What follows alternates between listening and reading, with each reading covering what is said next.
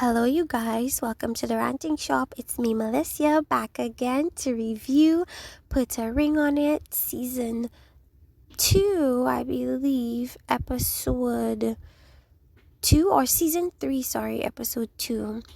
Okay, so in this particular episode, we saw different types of abuse.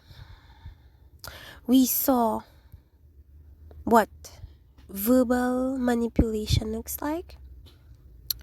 We saw yes, it was a lot of verbal manipulation more than anything else, and it was truly sickening. And of course, we saw this from Otis and from Kenneth.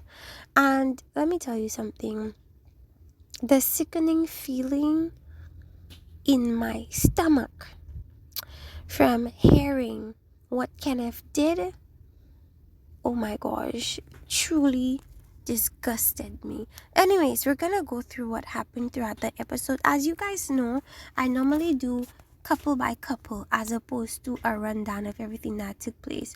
So we're gonna first start with Otis and Charlie. Now, last episode, Otis grabbed Charlie's flowers, dumped it in the trash, told her go take a shower because she was dirty, and basically that's what happened. Now, when Dr. Nico wanted an explanation, he's trying to play it off as, it wasn't about that. It was about just her playing soccer and me wanting her to shower. Just cut the nonsense at this point. Who are you playing with at this point, Otis? Who are you playing with? Who are you playing with? This is a grown woman. If she feels dirty, she knows what to do. She doesn't need you to inform her of what she should do. If she feels dirty, she would have taken a shower on her own. She doesn't need you to tell her that she needs to take a shower. You know darn well why you told that woman to take a shower. And you know it was because you were trying to imply that that woman was nasty to establish dominance over her. Filthy man. Charlie's not ready for Otis's date because she thinks he will use it to get back at her. Doesn't want his date. Now, before I even talk about his perspective, it was something that Otis said during their argument that made her think that he couldn't wait to go out on a date so he could play with her, so he can do to her what he thinks she did to him. She did nothing to that man. The date, there was no chemistry in that date. The date was nothing. The date was simply a football match. That was all it was. There was nothing there. No chemistry, no sexual attraction, nothing. And for him to make a big deal about that is disgusting. You guys act like you did not sign up for an experience. You act as if you came there and they keep blindsiding you with dates. You know what you came up with. I'm pretty sure you guys saw previous episodes, previous seasons. So why are you guys acting brand new now? Why? So Charlie, not Charlie. So he doesn't want his date to go too well because he thinks he will fall for the date and break boundaries. At the end of the day, you know what you and your partner have rules about. So I don't understand why you're trying to say, well, with me and her, we got on a date and we've been together for so and so years. So basically implying that might just happen here. I feel like he was saying a lot of things to kind of keep Charlie on her tippy toes, because that was the position he was put in. So he wants to give her back what she gave him. And her intentions were not even like to intentionally really annoy him. She was just going through the process. Now, I must say, after her date, when she did show him the flowers that she got, I feel like that to me was kind of done purposely so that so she could see his reaction. And I think she knows him, so she knows what his reaction would be. So I think when she showed him the flowers, she did that purposely, to knowing that he'd be pissed. I just feel like she didn't understand how far he would take it, and he ended up hurting her feelings. But absolutely, truly disgusting. They go on a date. She wants a leader. He seems very misogynistic to me. He wanted her to show some skin. Excuse you? Came back home, said he was looking for loyalty, basic requirements, and that's what he basically told the date he wanted. He doesn't find touching offensive now that he did it SMH. Now he doesn't need boundaries and doesn't want to put boundaries on her now. So now that you've gone on the date yourself, now you want to dictate certain things. Now you want to, according to what I hear a lot of people say, shift the golf post. You want to shift the golf post every time you do something. But when it's her, it's set. And it shouldn't be crossed. That's not fair. These men are treating these women like they are their possessions, like they are children. And it's just truly sickening. It sickens my stomach, to be honest. It sickens my stomach. So it's upsetting. So before, you had all these boundaries. Oh, she knew not to take the flowers from another man. But for you, you could touch. And touching was part of the boundaries that you guys agreed on. Now you could touch. Now touching is not a big deal. Now she could do whatever she wants. Now, and when he did that, I said, he's just trying to get a reaction from her. He's just trying to see if he can play with her a little bit. That's essentially what he was trying to do. And she kind of fell right into that trap, so to speak. Anyways, let's go into Fonzo and Shay. So, before I go into Fonzo and Shay, Charlie decided to not go out on another date with the guy, but everybody knew that she wouldn't. There was no chemistry there. She didn't do it for Otis, so I hope he knows she didn't do that for him. Because you don't get to throw temper tantrums because you don't get your way. Are you a child? Are you a kid? Anyway, Fonzo and Shay will not be going out on a date with the guy she went on a date with. And Fonzo is like, oh, I already knew that. That's not her type, whatever. Fonzo is either a coward or he doesn't value her. He doesn't want their business out in the open, but went on a show that is seen by millions of people. She wants Fonzo to facilitate a relationship with his mom. She is doing the most. Wait, before we even talk about what she did with that date situation, as I said last time, she's pushing him to kind of force his mom to talk to Shay or to like Shay or to interact with Shay. And as I said before, when you're dealing with a stubborn parent, if that parent doesn't want to do something, there's nothing you as a child can do to force that parent to do anything. So I feel like she should stop pressuring the man to talk to his mom. If his mom doesn't want to talk to you, that's a prerogative to not want to talk to you. But as somebody said, I think, his mom should set boundaries should be set on his mom. And I think that's something that Fonzo is afraid to do, because I feel like he feels stuck between a rock and a hard place. He's trying to please his woman. He's trying to please his mom. And it's kind of tricky setting boundaries on parents, because they're supposed to be your parent. And there's a fine line that you kind of have to cross to not seem disrespectful and forward in your request. So maybe he's struggling with that, and that's why he hasn't done it. So Shay is doing the most, not wanting her man to live with Chantel. Chantel came all the boobs out from New York. She basically, when they asked her to describe her ideal man, she basically described Fonzo. Whole time Shay's in front of the door, stopping both of them from leaving, telling Fonzo she doesn't think he should go on a date with her, telling Fonzo he seems too happy, telling Fonzo why is he wearing all this jewelry, who is he trying to impress. She's very insecure. She's a very highly insecure and jealous woman. All these things that she did is truly embarrassing.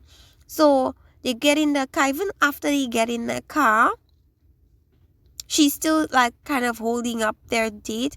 She's in the mirror, tapping on the mirror, telling her don't do certain things in her seat, in her car. And as a woman, that's very pathetic to see, to be honest with you.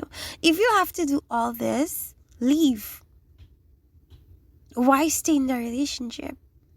You clearly are intentionally making yourself miserable. And that's the thing. Women feel like, okay, I'll tolerate the misery because at least I have a man. And that's very pathetic, to be honest. Very, very pathetic. So they finally leave. We learn they both have kids. He has a whole 20-year-old child. Chantel is kind of flirting with him a little bit, touching his beard and everything. Chantel looks like she fights. So the way she's acting, I feel like Chantel could defend herself. But we're gonna see. She doesn't trust her man. That's not a surprise. Chantel wants her some Fonzo. That's very apparent. That is her ideal visual type. Chantel is gonna fight you, girl. Not Chantel. She is gonna fight you, girl. She doesn't want Fonzo to go on any other dates. Tells Dr. Nicole about Shay's behavior. Well, that's Fonzo tells Dr. Nicole about Shay's behavior. She thinks he was too happy and has past issues, if it's possible, indiscretions. And that is where her trust issue stems from. She's gotten text messages, DMs from other women about what he's posted in their DMs and whatever. So she's extremely insecure and she doesn't believe and trust him. So my thing is, if you don't trust him to that extent, why exactly do you want to be in a relationship with him again? I'll wait. I'm just waiting for an answer. Women want so much to hold on to a man. They don't care what quality of man they try to hold on to. They just want to hold on to a man so they could tell another woman, I have a man, where's your man? As if a man is some type of prize and is some type of trophy that you have to work to get and to keep. It's ridiculous, right? So anyways, let's move on to Shorty and Kenneth. Oh my goodness. So Shorty decided she will go on another date with Hollywood. Nobody's really surprised. She made it very clear that unlike with her and Kenneth, she was able to have a very deep conversation with Hollywood, and Hollywood is not even somebody she knows. She doesn't even know him, but was able to go so in-depthly with him, whereas with her own man, she's realizing that it doesn't really go that far, and he's feeling offended, like how come she thinks we don't talk deeply when we talk all the time. It's not necessarily about talking all the time, it's about the quality of the conversation, and she feels like she's not getting quality conversations from you, but she got quality conversation from Bollywood. She's just being honest. Now she details what he did after she came from her date with Hollywood. So first of all, remember Hollywood gave her a chain. He didn't just throw the chain onto the floor. What we didn't see is he threw the chain out of the window. And it seems like they live in a high-rise apartment. So that, first of all, that's disgusting. Then he takes her phone and he goes in his room for hours, locks the door, goes in his room for hours and searches this lady's phone. I am disgusted by these actions. These are very disgusting actions.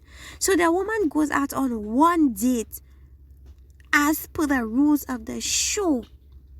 She followed the guidelines of the rules of the show, and that is how she gets repaid. That is how she gets treated after the fact. That really, really, really pissed me off. And just looking at them, just their interaction, their relationship is so mismatched. Ken thinks he's not good enough. is not enough. But you guys came on the show to explore the disconnect that you guys already have. So why are you acting brand new? She has to go on dates. You have to go on dates. What's the problem? I thought that was established. He finally gave her phone back in the car on their way back home. And she's realizing that he has sent himself her banking and financial files. Excuse me? What does her personal bank and financial files have to do with you? Then we learned that whenever he thinks she's wronged him, he will do whatever he can to gather dirt from her, whether it be through her phone or through whatever, to sabotage and hurt her. And so whenever he's done it before, and I don't like, if he's done it before, what he did before was he went onto her work page and he trashed her all over the work page. If he did that, why are you still with him? Because that's the ultimate form of disrespect.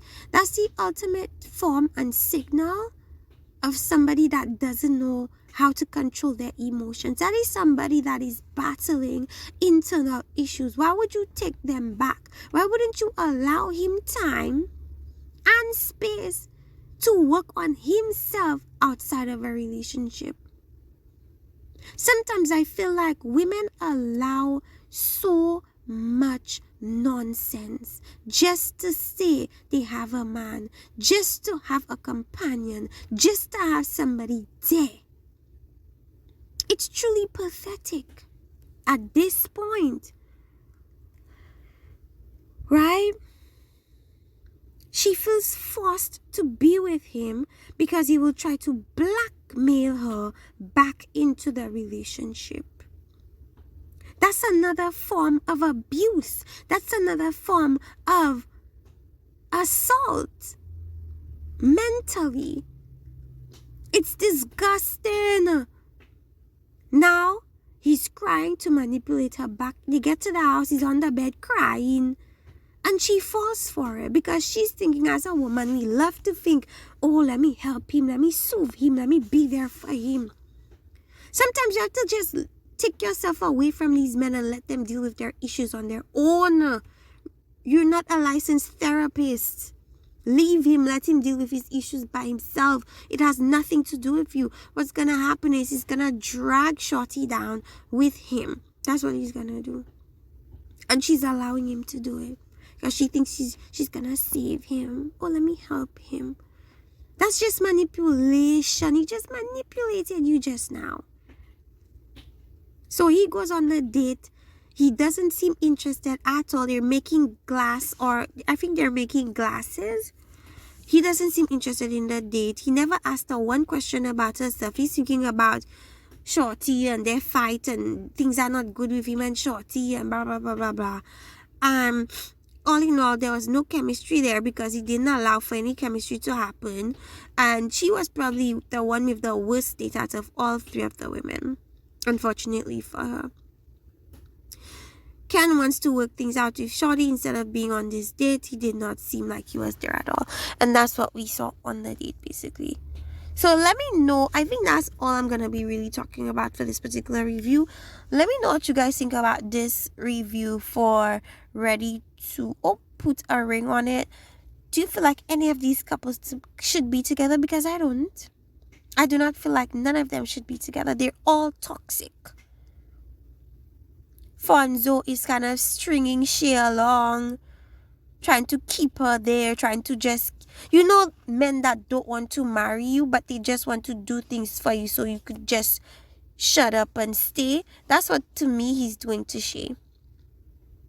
And she's catching her onto it. But if you're going to stay and allow him to do this to you, you can only blame yourself. Then let's go to Otis and Charlie. Mental manipulation is what that is. Mental manipulation. He wants to be able to do whatever he wants, but he wants to place restrictions on Charlie. Disgusting. Then we have Kenneth. To me, Kenneth acts like a child. Kenneth acts like a child. It seems like Shorty wants to mother him, wants to baby him, wants to be a therapist to him. You can't be all that to somebody. And that is why people say come healed, because of things like this. Go find yourself. Go deal with your problems. That you shouldn't place your insecurities on Shorty when she's given you no reason to, well, thus far, as we know, she's given you no reason to not trust her. That's disgusting. And he's also doing that mental manipulation thing, crying, taking her phone, and doing all these passive aggressive, manipulative, diabolical things to kind of force her into a relationship or keep her in a relationship with him. It's truly disgusting. And to me, Shorty, I don't know where she picked up this weirdo from, but she needs to let him go as fast as possible. And Miss Misha said this, and I'm like really agreeing with her. I hope that this season will be one where people actually don't accept a proposal, because they shouldn't be together. The only people I think that maybe could work something out maybe is Fonzo and Shay, but there's no trust there. Actually, there's no trust in any of those relationships. Anyways, you guys, let me know what you think. Like and subscribe. Let me know what you guys think about this episode in the comment section. And see you next time from other reviews from the Ranting Shop with me, Melissa. Bye-bye.